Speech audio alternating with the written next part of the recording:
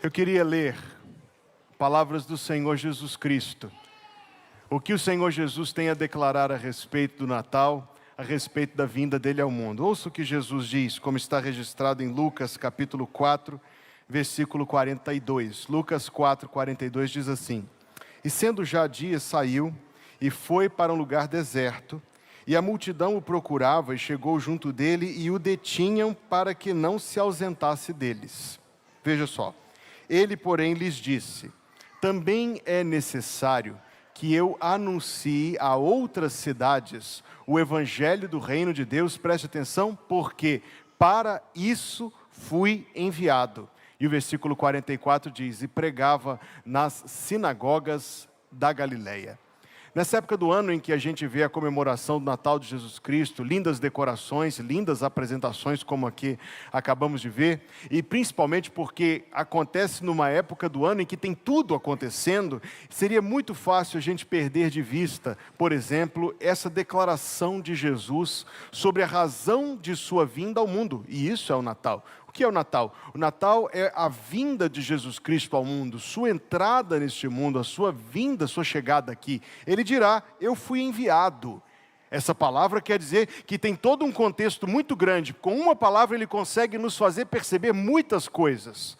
Enviado quer dizer que existe então um objetivo a ser alcançado, quer dizer que existe uma missão, digamos assim, uma missão a ser cumprida, enviado.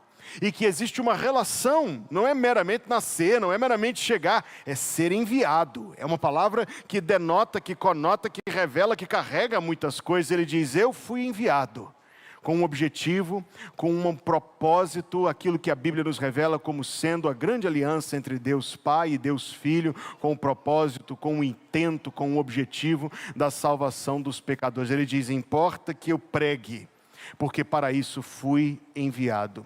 Quando nós pensamos em Jesus Cristo, frequentemente pensamos direto na cruz do Calvário. Mas esta palavra, fui enviado para pregar, mostra que a sua obra tem outros aspectos. Ele foi enviado para revelar Deus.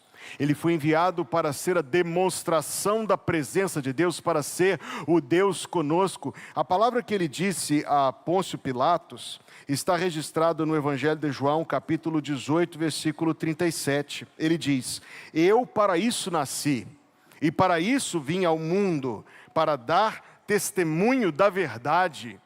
E conclui dizendo: todo aquele que é da verdade ouve a minha voz. Ele disse: eu para isso nasci, eu para isso fui enviado, para dar testemunho da verdade. Nós frequentemente pensamos em Jesus Cristo fazendo milagres. Pensamos nele curando os leprosos, os cegos, os enfermos, ressuscitando os mortos. E sim, o Senhor Jesus fez muitas dessas coisas maravilhosas.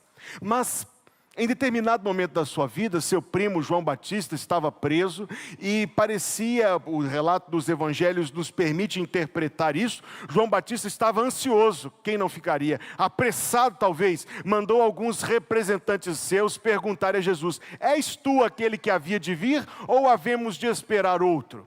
E aí Jesus deu uma resposta àqueles enviados de João Batista, disse a eles: digam para João que os enfermos são curados, os cegos veem, os leprosos são limpos, os mortos ressuscitam. Ou seja, parece que tem uma proporção de grandeza, ele está ascendendo aqui, mas a maior coisa que ele coloca é: aos pobres é pregado o evangelho do reino de Deus. Ou seja, na compreensão de Jesus, a pregação do evangelho é maior sinal do que a ressurreição de um morto. E sim, faz sentido se você pensar comigo, entendendo o que é a pregação. O sinal de um morto é algo que beneficia principalmente aquele que estava morto, não há dúvida disto. Alcança seus circunstantes mais imediatos. Talvez impressione aqueles que estão ao redor.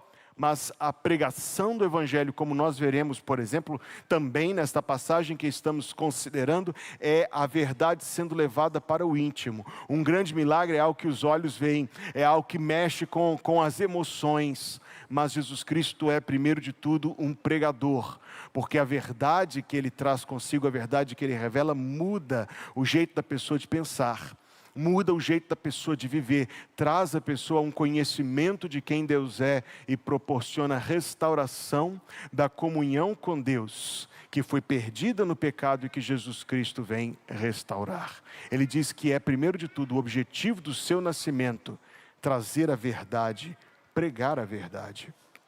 Eu quero me ater à expressão específica que ele usou. Ele disse: fui enviado para anunciar o Evangelho. Preste atenção, Lucas 4,43. O Evangelho do reino de Deus. Não é uma nação o reino de Deus. Não confunda o reino de Deus com Israel. O reino de Deus é propriamente o domínio, o reinado de Deus, o governo de Deus, a autoridade de Deus. Jesus Cristo vem pregar o Evangelho, a boa notícia, a boa mensagem. É isso que a palavra Evangelho significa. Significa que o ser humano pode ser restaurado à sua posição para a qual existe, para a qual foi criado, a posição de sujeição, sim. Pensamos, aliás, o nosso tempo exalta a autonomia, a independência, a liberdade como sendo o bem supremo, mas não é. O bem supremo, como revelado na palavra de Deus, não é você poder fazer o que quiser. Aliás, isso dificilmente seria o bem supremo se você pensar nisso um pouco. Não.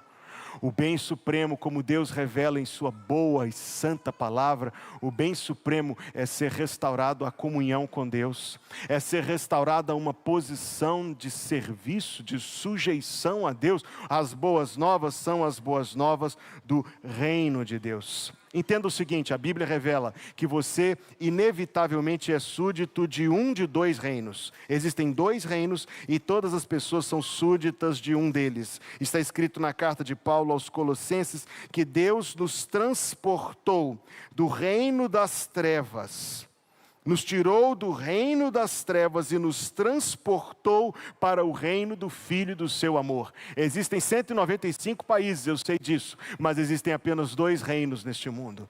O reino das trevas, onde impera a escuridão.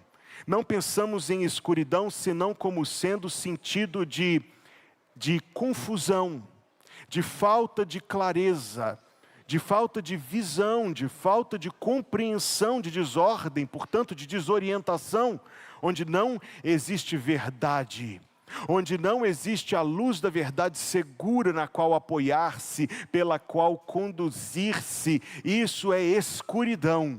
Existem dois reinos neste mundo: o reino da escuridão. São os súditos deste reino aqueles que não conhecem o Senhor Jesus Cristo. Como cantávamos antes do musical, Ele é a luz que veio ao mundo e que dissipa as trevas. Há um segundo reino neste mundo, chamado de reino do Filho do amor de Deus, o Pai, o Senhor Jesus Cristo.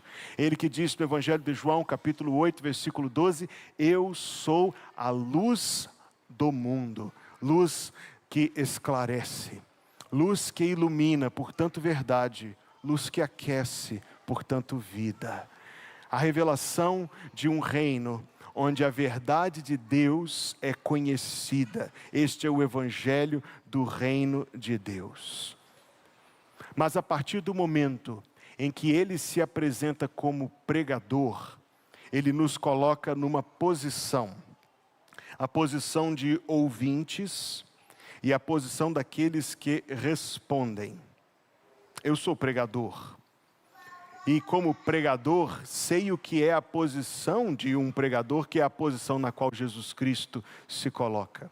É a posição de alguém que, como eu estou fazendo agora, coloca diante de pessoas, agora vocês, algo que está sendo anunciado. Como cada um aqui responderá a esta pregação, é absolutamente entre você e Deus. Talvez você dirá assim, que pregação interessante do ponto de vista histórico, que pregação interessante do ponto de vista das comemorações do Natal, mas confinado a isso. Ou alguém dirá absolutamente, com muita franqueza, nem que seja só no seu coração, bonito, mas não concordo. Ou seja, pregação, e alguém dirá em seu coração, e graças a Deus por isso alguém entenderá aquilo que eu estou dizendo, e nisso reconhecerá sendo uma verdade não de Hugo, mas de Deus, porque vinda da palavra de Deus, e aceitará e receberá isso no seu coração. É exatamente isso que eu estou dizendo. Quando Jesus Cristo se coloca na posição de pregador, Ele nos coloca na posição de ouvintes, a quem resta a responsabilidade de responder à pregação. Toda pregação requer resposta. Quando Jesus veio ao mundo, e Ele aqui declarou que o seu objetivo, a sua missão era pregar a verdade, aqueles que ouviram a verdade por meio dele, no entanto, a rejeitaram, ou pelo menos a grande maioria rejeitou. Veio para o que era seu, diz o Evangelho de João, capítulo 1, versículo 12, mas os seus não o receberam. Rejeitaram o pregador, rejeitaram a mensagem. Porém, a todos quantos o receberam, aqueles que ouviram a mensagem e a aceitaram em seu coração, a mensagem do Evangelho do Reino de Deus que Jesus Cristo prega até hoje, aqueles que o receberam, a esses, deu-lhes o poder de serem feitos filhos de Deus. Quem são esses? Os que creem no seu nome. Jesus é pregador do Evangelho do Reino de Deus, das boas novas de perdão que Ele adquiriu com sangue na cruz, fazendo-se substituto da culpa dos nossos pecados. Pregador da volta, da restauração do ser humano à sua posição em sujeição a Deus. Jesus Cristo é pregador, você é ouvinte. Ele anuncia a verdade. Qual será a sua resposta? Mesmo esta noite, alguém fará disto pouca coisa. Outro dirá no seu coração, em algum momento pensarei nisso. Mas alguém, pela graça de Deus, responderá ao chamado do Evangelho e dirá: Jesus, seja o meu Salvador, perdoa os meus pecados, dá-me a salvação, dá-me a vida eterna. Permita-me eu lhe dizer, muito francamente, se você responderá ao pregador Jesus Cristo, será sábio, será feliz, se a sua resposta for a resposta de aceitar a revelação e a verdade que ele prega, abrindo o seu coração e recebendo Jesus Cristo como seu Salvador e reconhecendo, sujeitando-se a Ele como o Senhor da sua vida. Vamos orar, por favor, curve a cabeça, feche os olhos.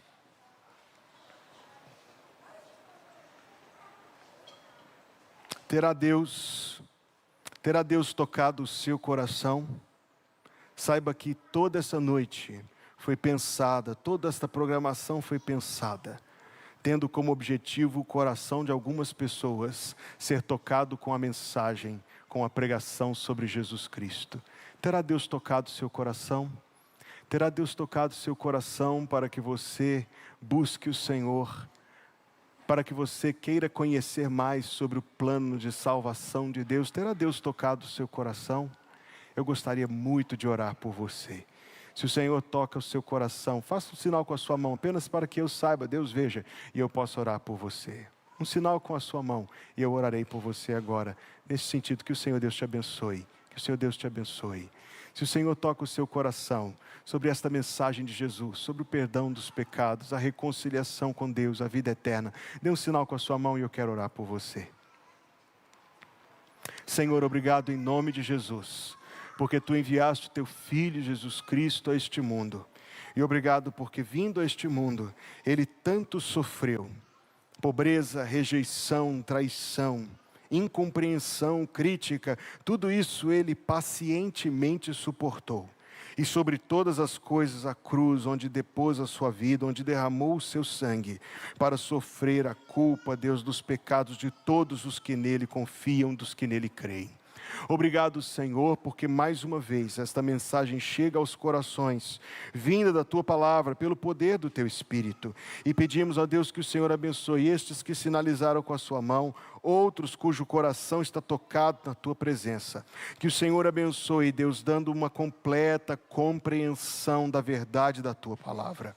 Obrigado, Senhor, por este inspirador musical, e que o Senhor abençoe a cada um que tomou parte, que o Senhor abençoe essas crianças, juniores, adolescentes, suas famílias. Que o Senhor abençoe irmã Janete, irmão Hélio, todos que trabalharam, Senhor, o ministério de música desta igreja na pessoa do irmão Adson.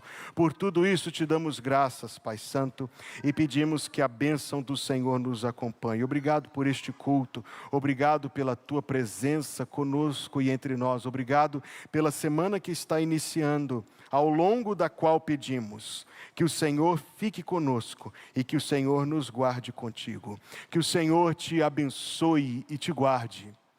Que o Senhor faça resplandecer o seu rosto sobre ti e tenha misericórdia de ti.